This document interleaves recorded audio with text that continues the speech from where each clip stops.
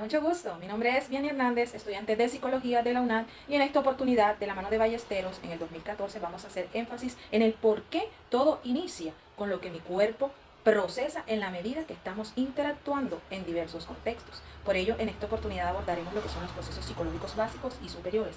He seleccionado dos y en la medida que estemos dialogando se van a dar cuenta de la importancia de los mismos y por qué tanto la creatividad como la sensación van de la mano, armonizando un binomio casi que perfecto. Dando inicio a lo expuesto anteriormente, es indispensable traer a colación que la creatividad no nace del vacío. Esta se nutre de las experiencias sensoriales y pues la misma radica en las experiencias neurocognitivas. Para ello vamos a ir adentrándonos en cómo la creatividad es capaz de reorganizar en la medida que la sensación permite nutrir una información que en la medida que cada una de esas experiencias vayan adentrándose, ajustándose, y resignificándose, van a generar innovaciones connotativas. Hasta este punto entendemos que los procesos superiores no existen sin los básicos. Uno depende del otro. Por lo tanto, se entiende que estos convergen. Por ello me gustaría darles un ejemplo para irnos adentrando en la temática que estamos abordando.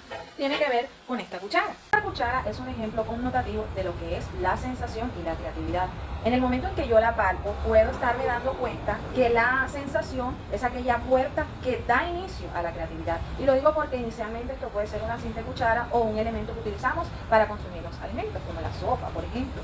Entonces, en la medida que yo la puedo estar tocando, percibiendo, analizando, adentrándome en lo que es la sensación como tal y permitiéndole a mi organismo efectuar ese proceso, puedo darme cuenta que no solamente es un objeto, ella puede convertirse en un instrumento musical, porque en la medida que yo la una a otro elemento puedo crear el sonido y allí estoy iniciando lo que es la creatividad. O por ejemplo, las chicas podemos utilizarlo como un mini espejo y allí podemos dar ejemplo de creatividad.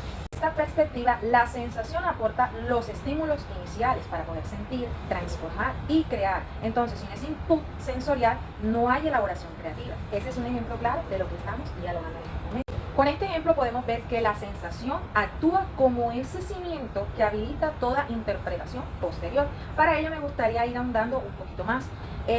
La creatividad y la sensación puede estar inmersa en cualquier edad, inclusive en la primera infancia. Aquí podemos observar una ilustración realizada por mi hija, quien tiene 8 años. La niña ilustra esta que es su mascota favorita.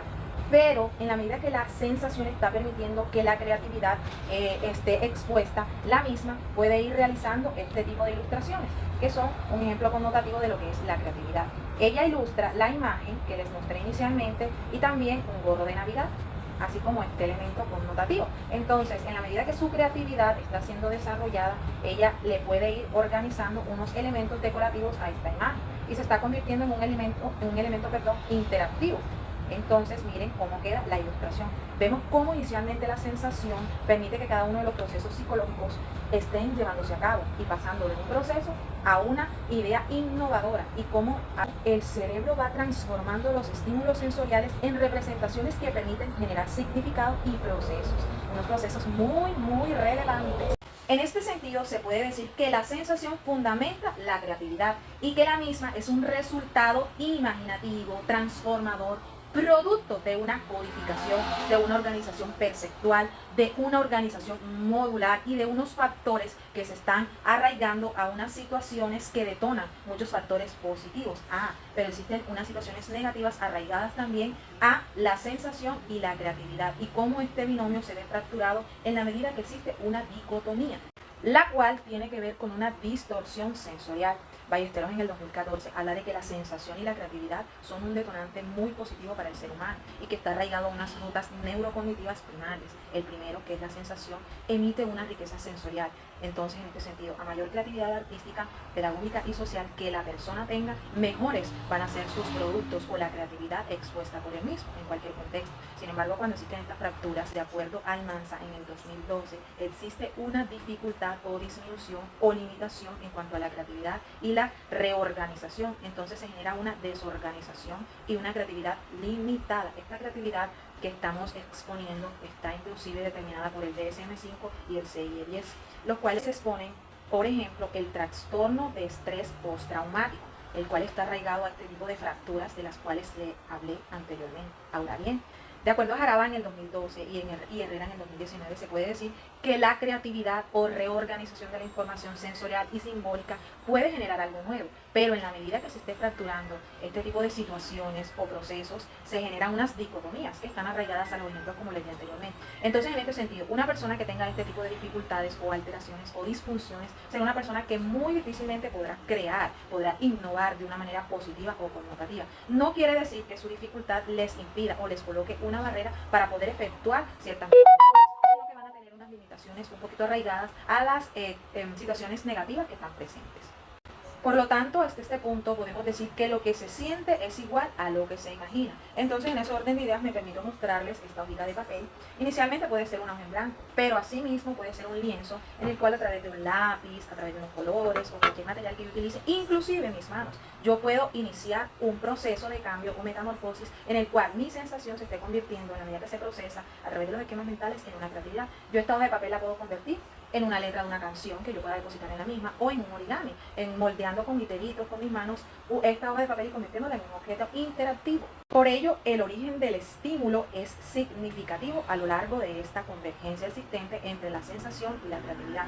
La información sensorial inicial, la integración sensorial cognitiva, la intensidad, cualidad del estímulo y la formación de esas representaciones son el todo de cada uno de estos combustibles que ameritan, en la medida que se están llevando a cabo estos procesos cognitivos, una ruta inmarcesible. Entonces, para seguir ahondando en este contexto que es muy interesante, me gustaría comentarles lo siguiente. Y es que somos renovación. Por ejemplo, cuando nosotros estamos tomando café, en un momento podemos traer a colación desde los demás procesos psicológicos, tanto básicos como superiores, la idea de que mi abuelita me brindaba café, pero cómo yo puedo también darle ese sentido en la medida que yo puedo decir, oye, pero yo puedo generar una nueva receta, puedo hacer un café o un té helado, o puedo hacer una nueva receta del café, y ahí estoy creando, estoy sintiendo, y estoy combinando estos dos procesos psicológicos, tanto básicos como superiores.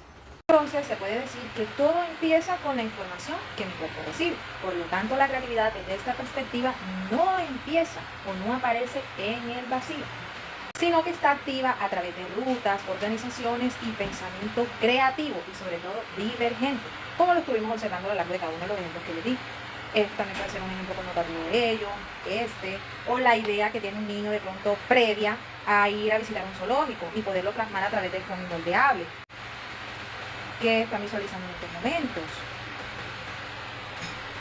Entonces, se puede decir que el binomio entre sensación y creatividad es aquel que da un potencial connotativo al ser humano. Miren esta ilustración, este ejemplo que tengo en estos momentos. Es la idea que tiene un niño acerca de la Navidad y cómo esta época puede generar inclusive una armonía en el contexto o entorno en el que esté el mismo inmerso. Entonces allí podemos ver cómo un proceso está arraigado al otro y cuáles son las ventajas y beneficios que le ofrecen a medida que se activa la ruta de cada uno, los cuales aluden ejemplos connotativos arraigados a este tipo de metamorfosis expuestas a lo largo de todo lo que estoy compartiendo con ustedes de este binomio. Y tiene que ver con la importancia que está inmersa en cada una de las capacidades que tenemos los seres humanos.